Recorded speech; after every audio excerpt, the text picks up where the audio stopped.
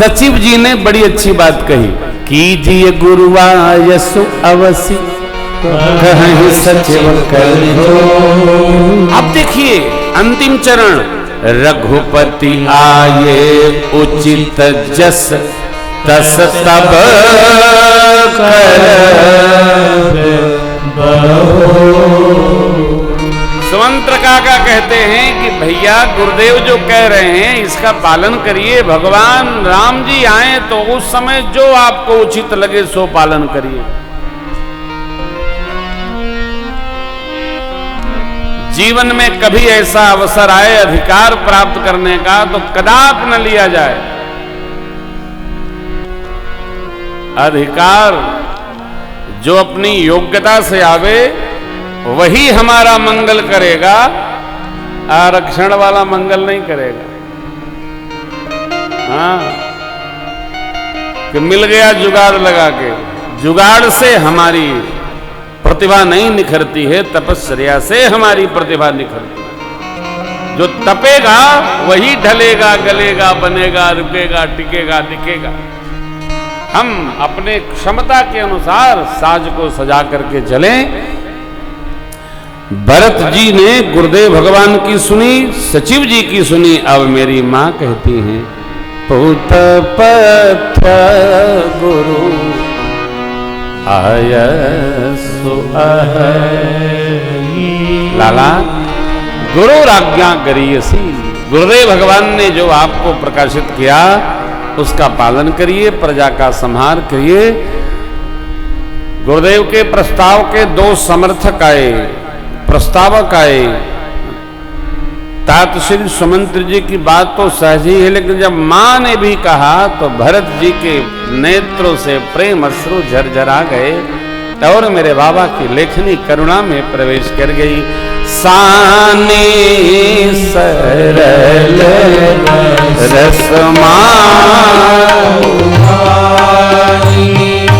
सोनी भरत व्याकुल भये लोचन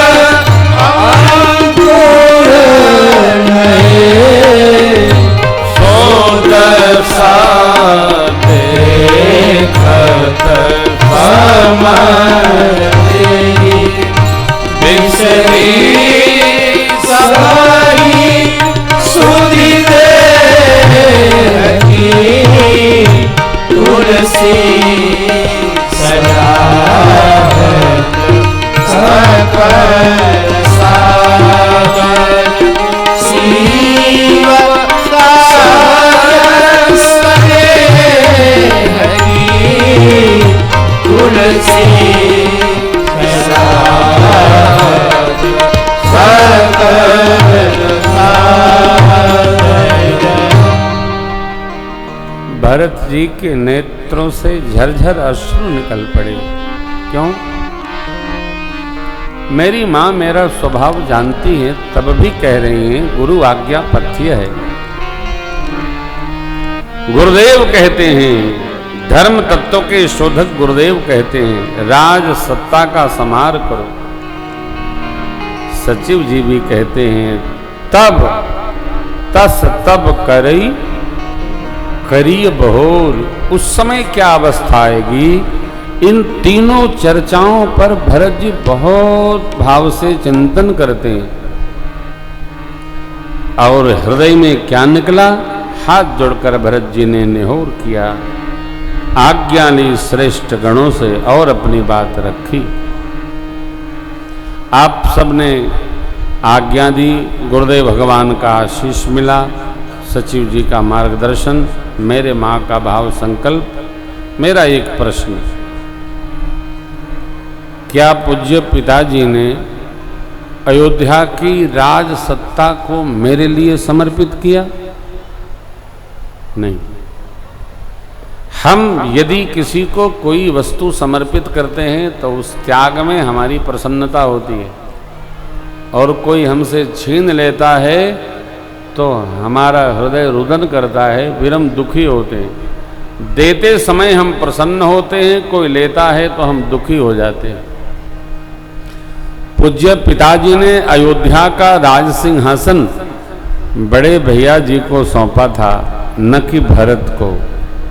इसलिए जिस प्रकार शरीर रुग्ण हो, भोग का कोई अर्थ नहीं, उसी प्रकार श्री अवध में परमात्मा श्री राम न हो तो अयोध्या जी का कोई अर्थ नहीं।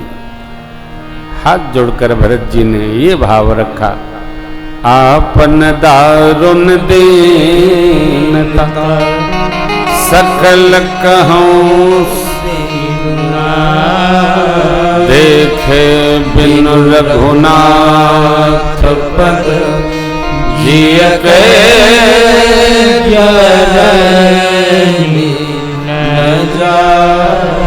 यदि पिताजी ने अयोध्या की राज सत्ता को, भगवान को, प्रभु को, मेरे राम जी को सौंप रखा है, तो वन में सब सामग्री लेकर चलेंगे और गुरुदेव भगवान के कर से भगवान को वहीं वन प्रदेश में जहां मिलेंगे तिलक सार लेंगे।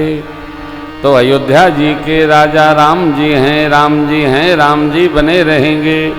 हम उनके सेवक हैं, जो भगवान की आज्ञा होगी उसका पालन करेंगे।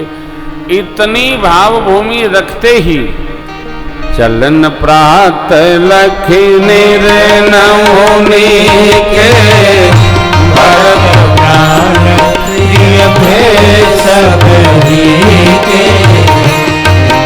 बंदी घर भई सिमुनाई करे सकल घर गीता गराई।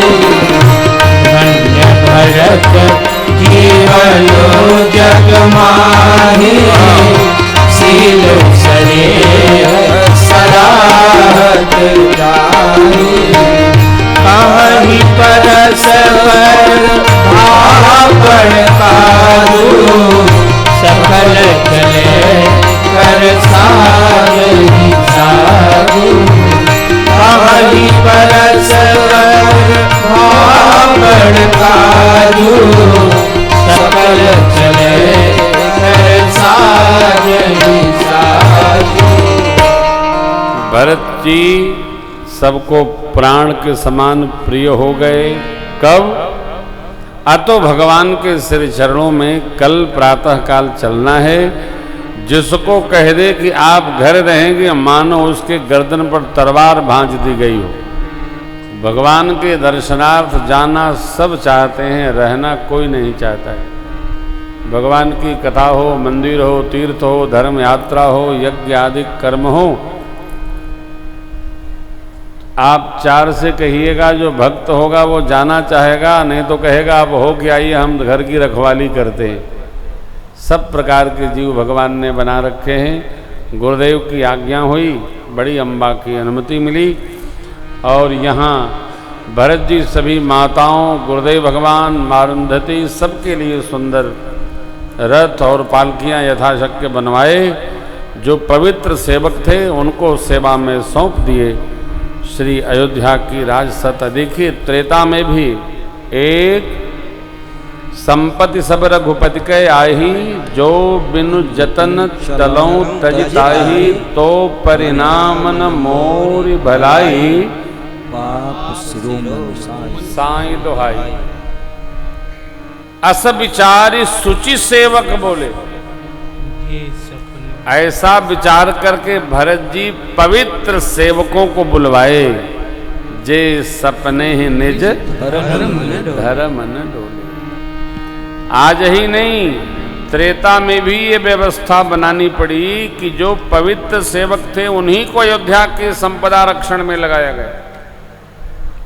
इसलिए जीवन में ये योग्य है कि हम जब भी कोई व्यवहार किसी को सौंपे, अधिकार सौंपें, निगाह अपनी बनी रहनी चाहिए। निगाह हटी तो स्वामी सेवक बन जाएगा, सेवक माली बनने का प्रयास करेगा। भले वो चाहे बिगड़ जाए, लेकिन वो प्रयास से बाज नहीं आता है आदमी। कहा ना, अपनी तपस्या का परिणाम लेना चाहिए। जो हमारी तपस्या है उसी से हमको सुख की वृद्धि होगी, दूसरे की तपस्या पर हम सुखी कदापि नहीं हो सकते हैं। तो अब रचना बनाई गई, प्रातःकाल सब लोग प्रभु के श्री चरणों में उपस्थित होंगे।